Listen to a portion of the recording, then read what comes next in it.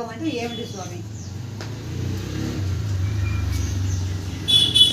అమ్మా, యోగం అనగా జీవాత్మను పరమాత్మలో కలుపుకునే విధానాన్ని యోగం అని అంటారు. యోగం అంటే ఏమి ఉపయోగం స్వామి?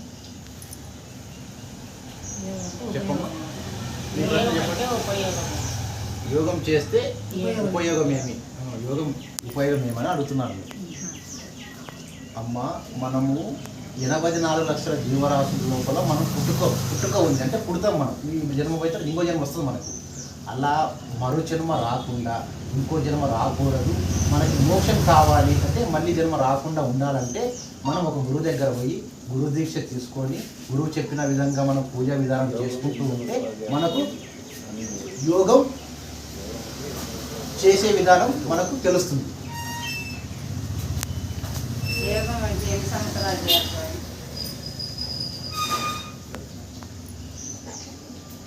అమ్మ, మీ క్వశ్చన్, మీ ప్రశ్న యోగం ఎన్ని సంవత్సరాలు అవుతుంది అని అడుగుతున్నారు. మీ ప్రశ్నకు సమాధానం, యోగం అంటే ఒక రోజులో 2 రోజుల్లో అయ్యేది కాదమ్మా.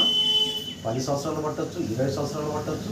ఒక ఈ జీవితం కూడా అయిపోతుంది, 100 సంవత్సరాలు కూడా అయిపోతుంది. మళ్ళీ జన్మలో కూడా కావచ్చు. అట్లా 7 జన్మలు ఉంటుంది. 7 జన్మల లోపల ఎప్పుడో ఒకసారి నీకు యోగం మాత్రం సిద్ధిస్తుంది. ఈ మోక్షం అనేది ఎలా దొరుకుతుంది మనకు యోగం చేసిన తర్వాత? ఆయన మోక్షం అంటే ఎలా వస్తుందని అడుగుతున్నారు.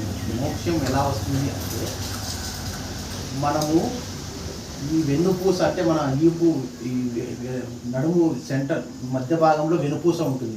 వెనక భాగం వీపు వెనక, ఈ వీపు వెనక ఉన్న వెన్నుపూసలో చిన్న రంధ్రం ఉంటుంది. ఈ రంధ్రం ద్వారా ఇక్కడ సహస్రానికి, ఈ రంధ్రం ద్వారా ఇక్కడ ఒక రంధ్రం ఉంటుంది. ఇక్కడ రంధ్రము నువ్వు చేసే కొలది గురుమంత్రం ఉంటుంది కదా, ఆ గురుమంత్రాన్ని చేసే కొలది ఇక్కడ ఓపెన్ అవుతుంది సహస్రం. ఇక్కడ ఓపెన్ అయిన తర్వాత అది ఓపెన్ ఎప్పుడైతే ఈ సహస్రానికి దారి తెరుచుకున్నదో, ఇక్కడ ఓపెన్ అయిన తర్వాత అప్పుడు నీకు మరుజన్మ రాకుండా మోక్షం అంటే నువ్వే పరమాత్ముడవు, నువ్వే సాక్షాత్తు శివుడవు అని అర్థం. అంటే నువ్వే దేవుడవు, అంటే నీ లోపల అన్నీ తెలుస్తాయి. నీకు మరుజన్మ రాదు. దాన్ని మోక్షం చేసే విధానం. గురుగారు సాధన అంటే ఏంటి గురుగారు?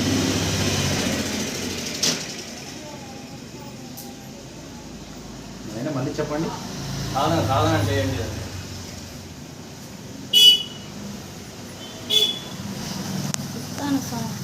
సరే నాయన, మీరు ఇంతకు మోక్షం ఉందా లేదా గురువుగారు అని అడుగుతున్నారు.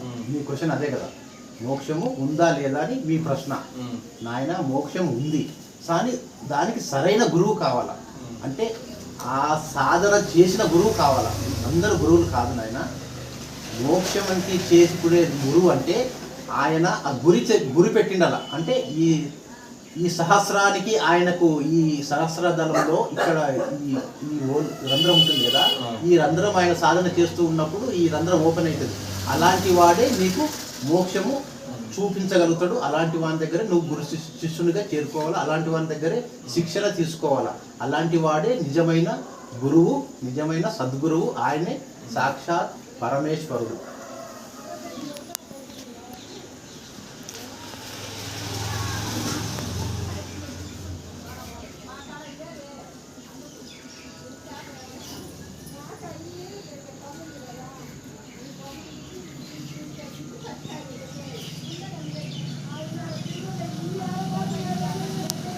సరే నాయన, నేను చెప్పింది మీకు అర్థమైందమ్మా? అర్థమైంది నాయన?